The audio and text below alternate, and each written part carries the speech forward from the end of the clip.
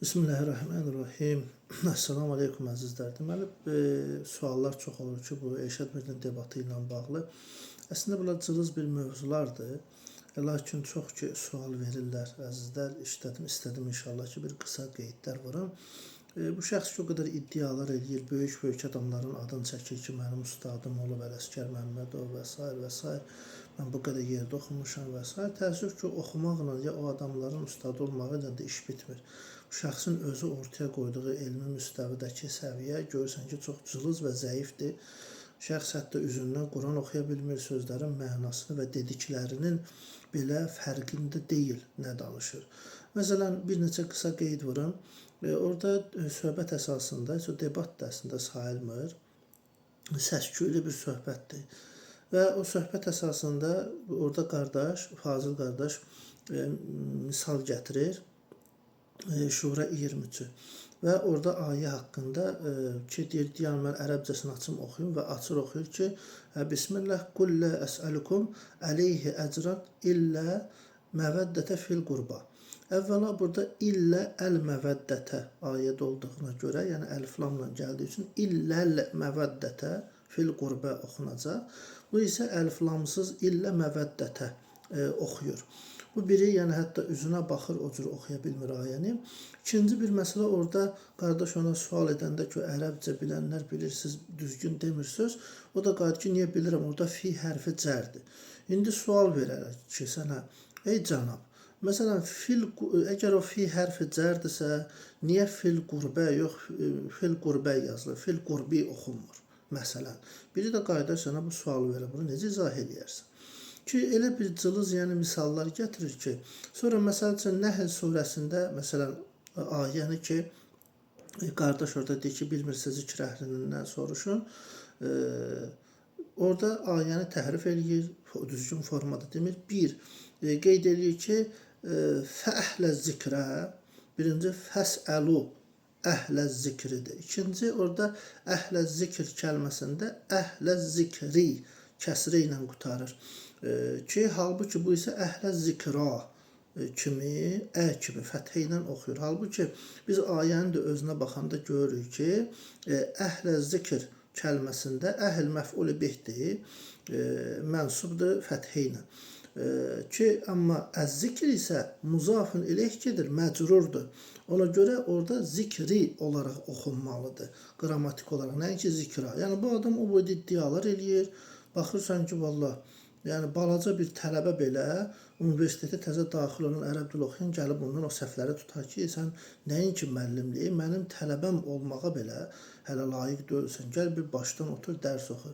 Sonra məsəl üçün orada misal gətirir, deməli Nəbə surəsi 33 məşhurdur, ateistlər də buna tez-tez irad gətirirlər ki, bəs həmin ayətdə belə bir biədəb söz var və s. Bu da onu gətirir və ətraf kəlməsini turab, yəni torpaq sözünün cəmi kimi götürür. Turab cəmi təkidir, müfrədidir və ətrab da onun cəmidir. Təəssüf ki, bu adam yəni elementar olaraq turab sözünün, yəni cəminin nə olması ilə ətrab sözü cəmdə olduğu halda onun təkinin kökü hansı olduğunu bilmir.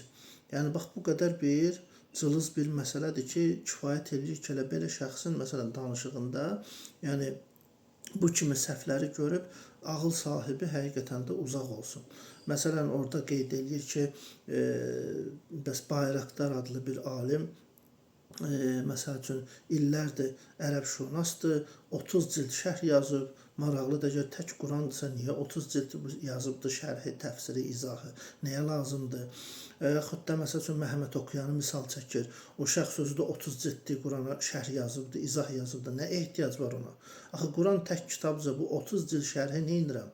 Necə olur ki, bu başqa məktəblərə, məzhəblərə gələndə təfsir, şərh, izah olmaz, amma məsəl üçün, belə bir şəxslər, professorlar, dilçilər şərh verəndə icazəlidir. Axı, Quran tək kitabca, neynirəm Məhəmməd Oxuyanın 30 cildini, neynirəm o Bayraqdarın 30 ciddi şərhini, təfsirini.